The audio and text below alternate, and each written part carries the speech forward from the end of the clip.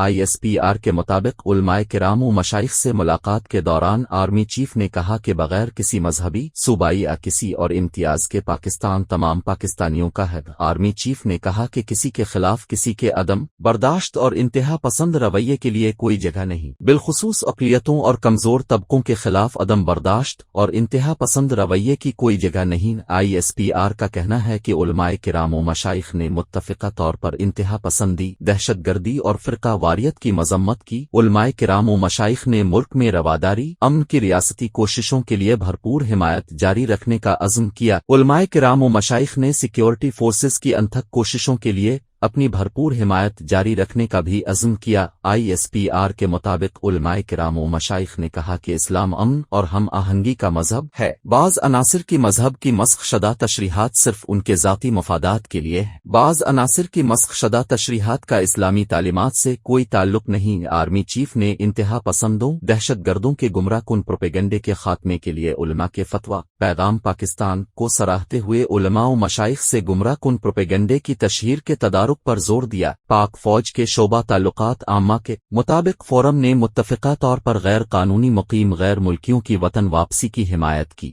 Forum نے حکومت پاکستان کے ایک دستاویزی نظام پاسپورٹ کے نفاذ کی حمایت کی۔ فورم نے انسداد، اسمگلنگ، ذخیرہ اندوزی اور بجلی چوری کے خلاف اقدامات کی حمایت کی۔ ISPR کے مطابق فورم نے افغان سرزمین سے پیدا دہشت گردی پر پاکستان کے موقف اور تحفظات کی مکمل حمایت کی۔ پاکستان کے تحفظات کو دور کرنے کے لیے افغانستان پر سنجیدہ اقدامات کرنے پر زور دیا۔